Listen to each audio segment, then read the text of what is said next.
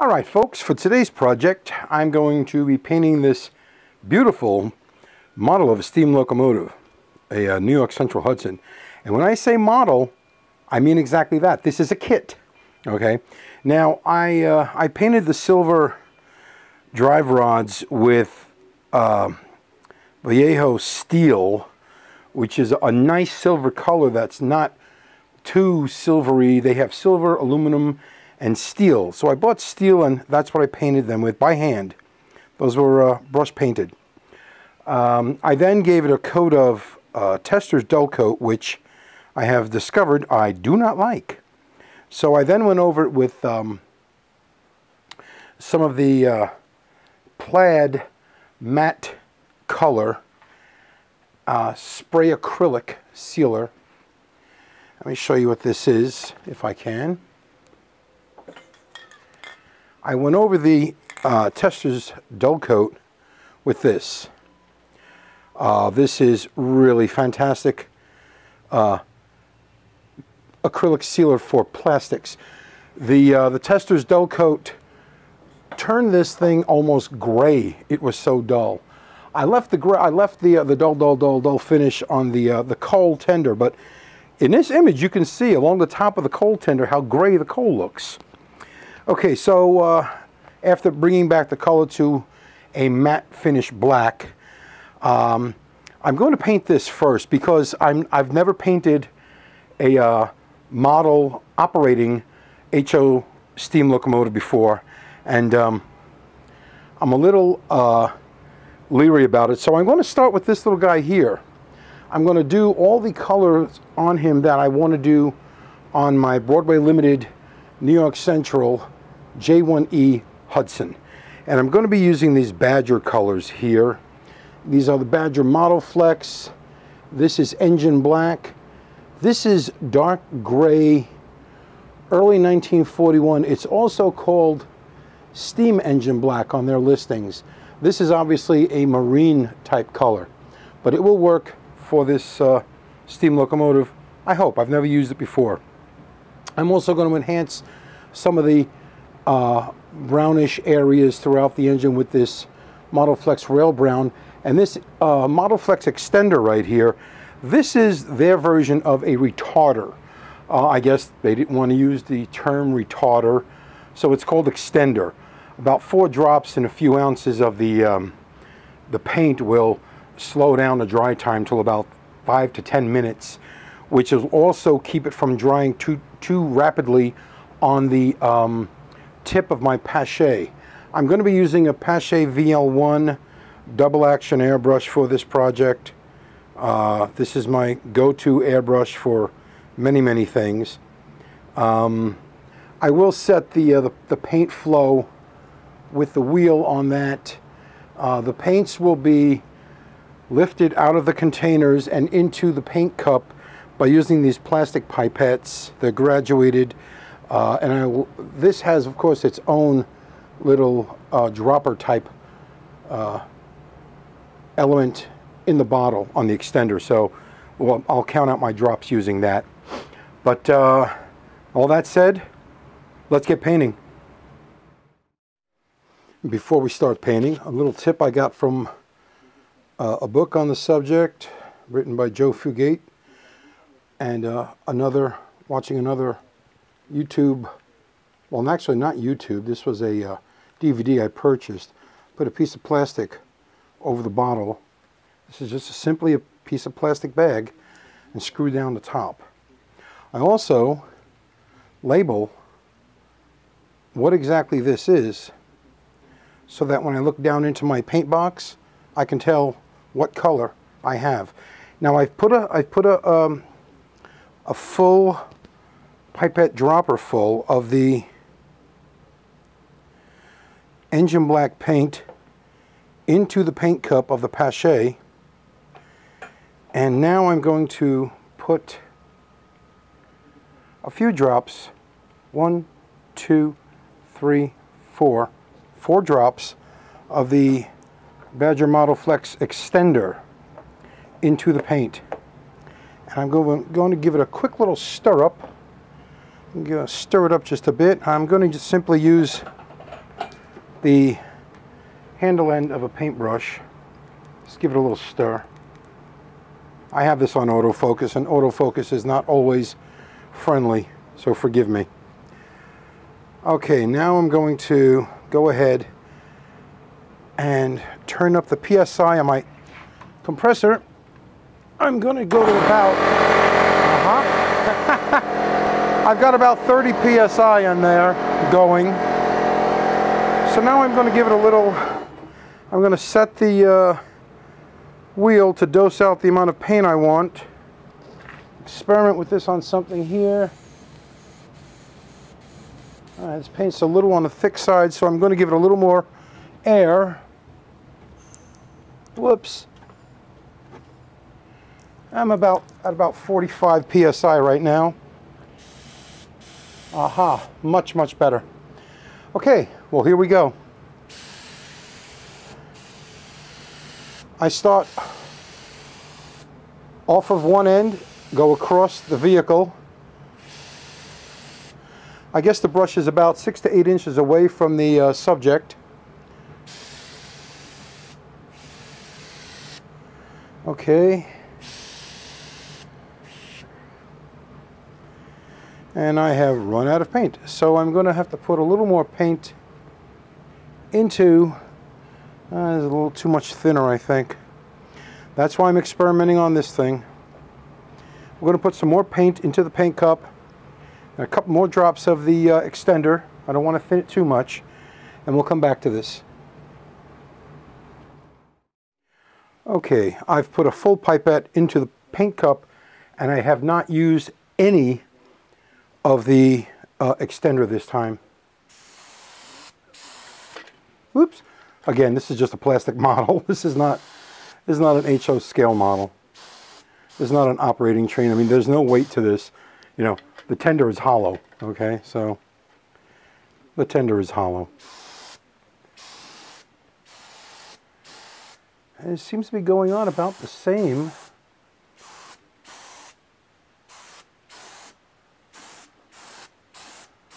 Now when I paint the actual locomotive and tender, it'll be on the same turntable, but I will mask off the front light first.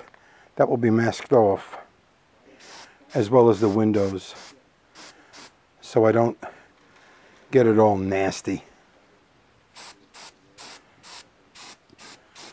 Now this has a semi-gloss finish. I've read that the Badger Model Flex paints have a semi-gloss finish, which is okay. Seem to be having some kind of reaction here. I don't know if it's the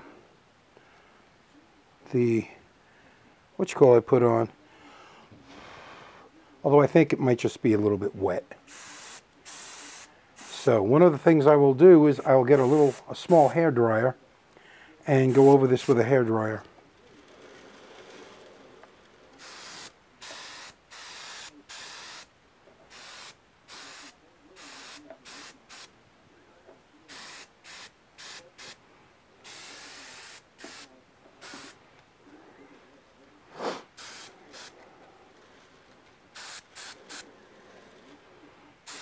And we'll force it to dry just a little bit. First thing I need to do is clean out my airbrush. And for that, I'm going to use the Badger Ready to Use Cleaner. I'm going to go, I've learned a long time ago that to go product for product as far as things like cleaners and thinners are concerned.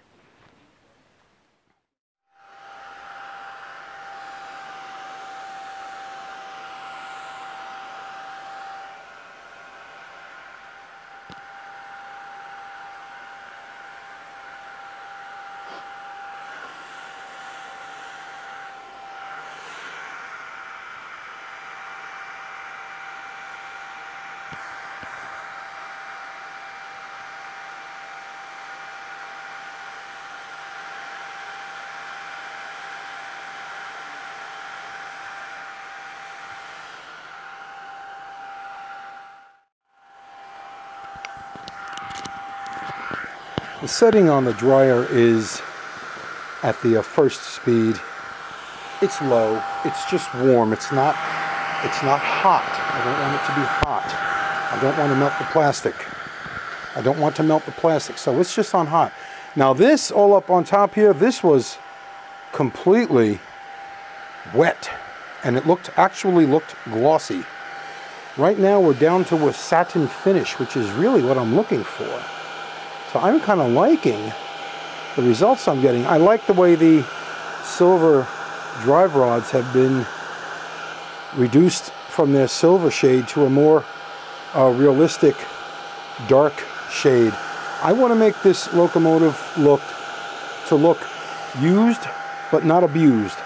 There's a term I heard from someone else on another video. Used but not abused. Also, fact of the matter is, when New York Central was in its heyday, these locomotives were well cared for.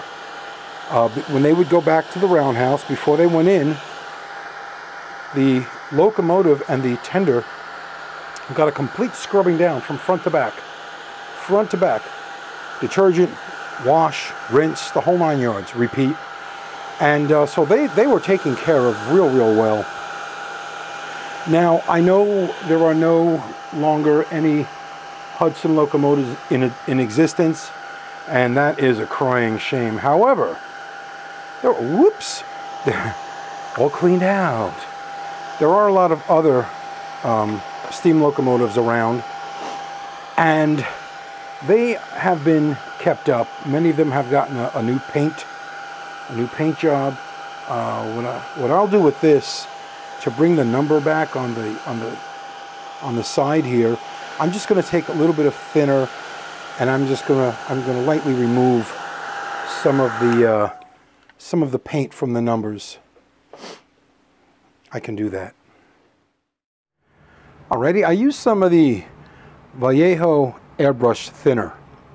I started with the Badger cleaner, and I darn near took the decal off, so I don't want to do that. So what I've got here now is the decal. It's just a little bit of the Vallejo cleaner, Vallejo, whatever you want to call it. Now I'm simply going to go over the New York Central decal. Now the decal on these models they're old decals, so they're not real happy about being applied, let alone, I would say, being messed with the way this one is being fooled with. But let's just see what happens. I just want to clean these up and here we go. Here it comes.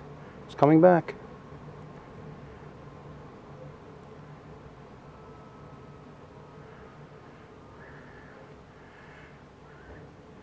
And this is being done just real rough. When I do this on my actual locomotive and tender, my Broadway Limited, it'll be taken care of a lot better than this. It'll be done a lot neater. I'm just trying to get this, right now, like I say, with this vehicle, this model, this literal model, I'm experimenting. All right, so we've got that back. Let's put some air on this, dry this up.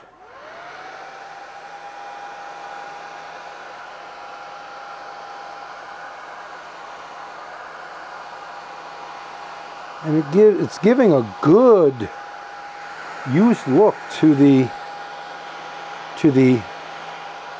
name on the locomotive. It's no longer bright white like it was before, but it no longer looks really dirty. I say, I've seen films. There's an old film about New York Central.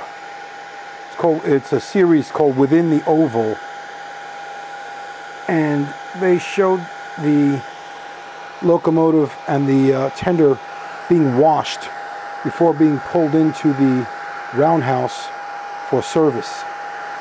Okay, so here again, here's the number on the side of the locomotive.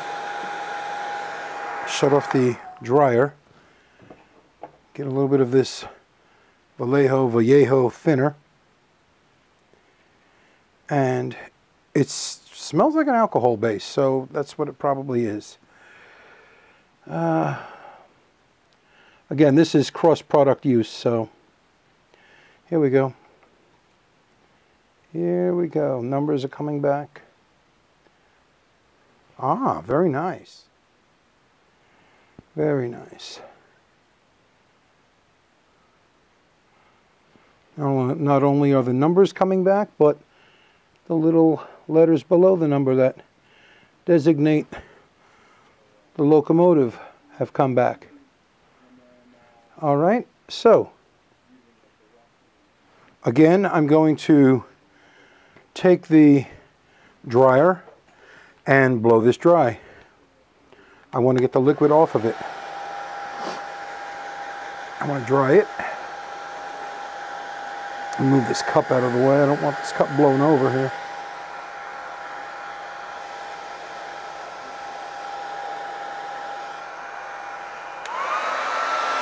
Oh, there goes the cup. There goes the locomotive. Ah!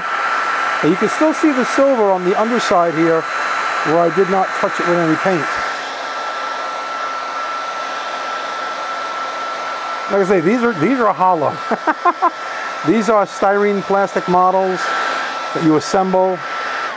In fact, they don't require any glue. I did, however, glue them. Okay, I did glue them together so that the parts would fit snugly to each other.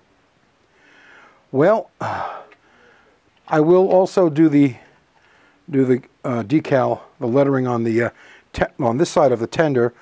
Right now, however, I want to go along and remove the paint from the bell. Now, the bell was finished with a product called Treasure Gold Wax. Again, it's another product from Plaid.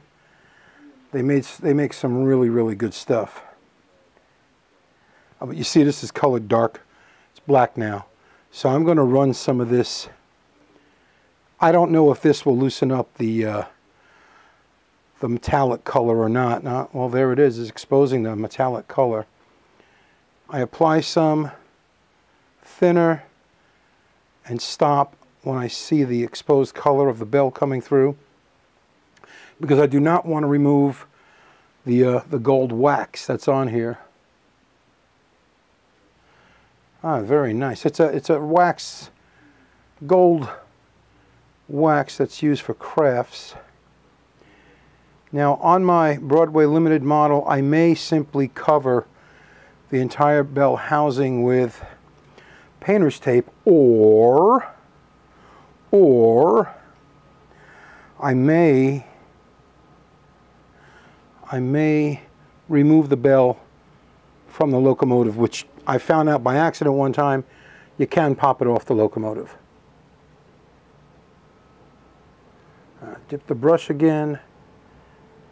Go over this again. The bell back, almost back to where it was. It's going to require a little more work, but this will just give you an idea of what the look I'm going for on my locomotive. I'm going to dry this again with the dryer. There goes the brush. Oh my, oh, humanity.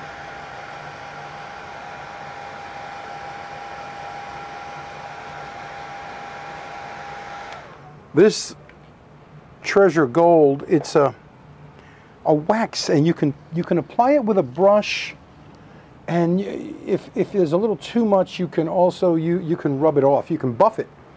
And I actually did a little bit of buffing on this with a Q-tip. A Q-tip that's used for applying makeup. And it did a wonderful job on here. But again, you can see the drivers have been covered.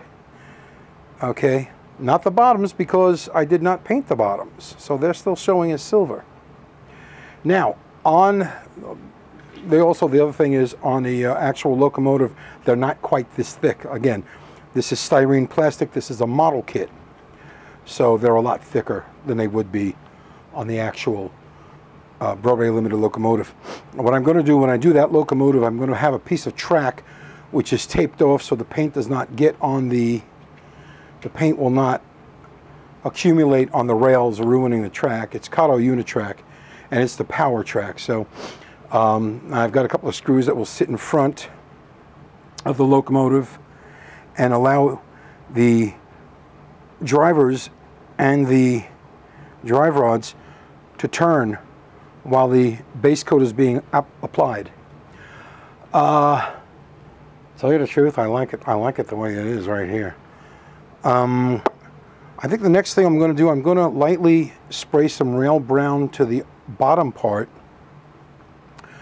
I can also opt to use watered down acrylics in a weathering technique. Let me try it with spray first and see how the results turn out.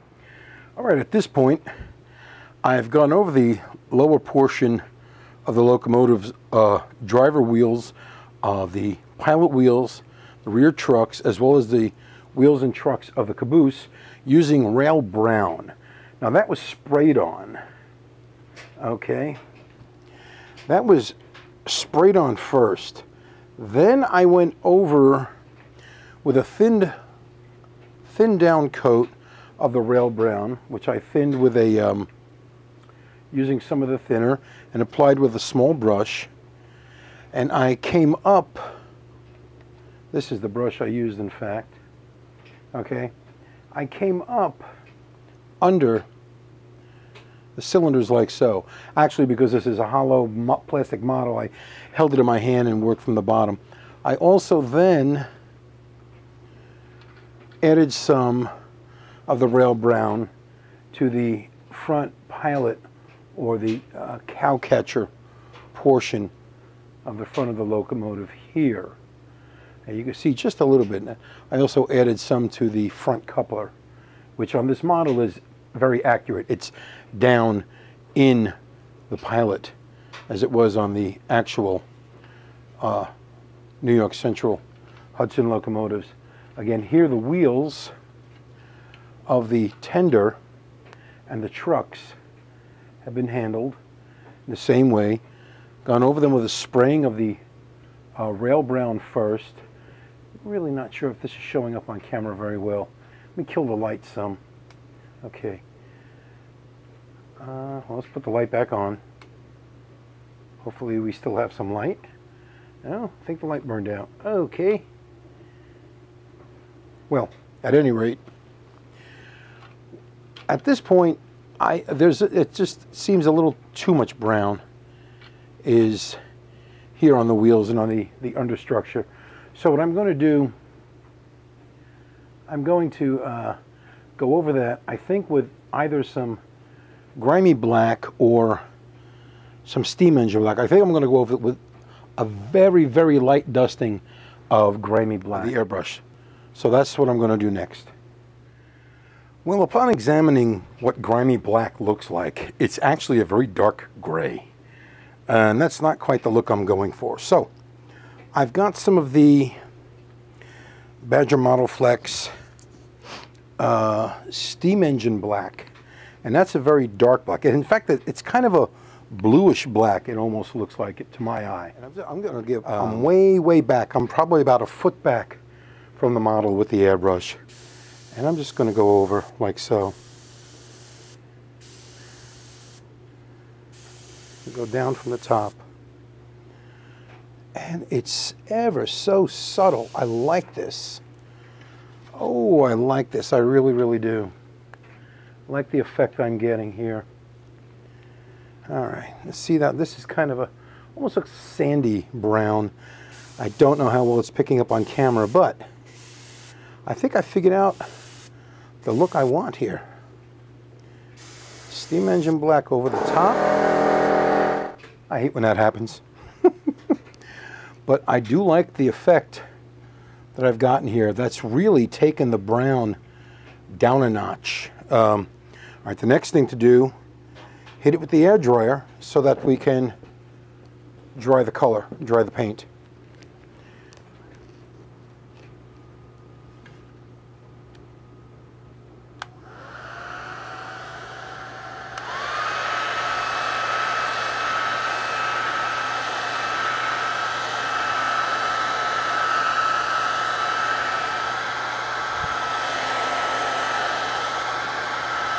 Oh yeah, I like this a lot. Really a lot. Oops. Man overboard.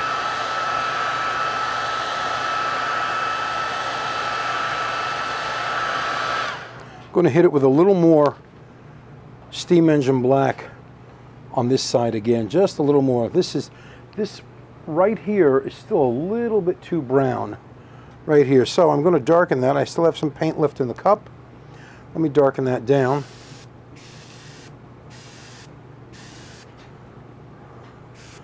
And there we go. I likey. I likey. Dry it again.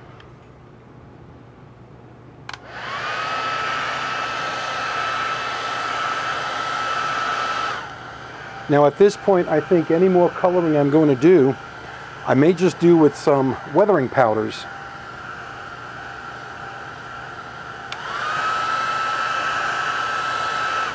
But the airbrushing is definitely finished on this model. And that's how it's going to go on the Broadway Limited. I think I got the look I wanted.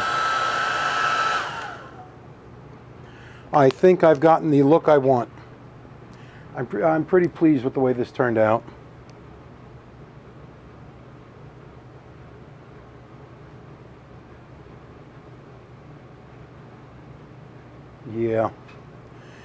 Yeah, pretty pleased.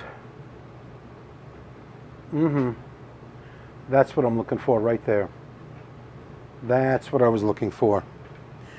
And it doesn't have to be even on both sides, because in real life it would not be even on both sides. But we're pretty darn close to being even on both sides. I like this. I like the way this turned out. The other thing I did with the thinned rail brown, I used it on the water hatch on the tender. I added just a little bit of rust, and that happens regardless. I added a little bit of rust. What I may do with this model to make it really, really, really complete, besides adding some handrails and whatnot along the boiler, I may go ahead and I may put a real coal load down on top of its little plastic coal load. Only because I think that looks really, really keen. Keen? You heard it here first, folks. I think it looks keen. Right there, I think that looks real, real nice. Yep. On to the Broadway Limited. See you then.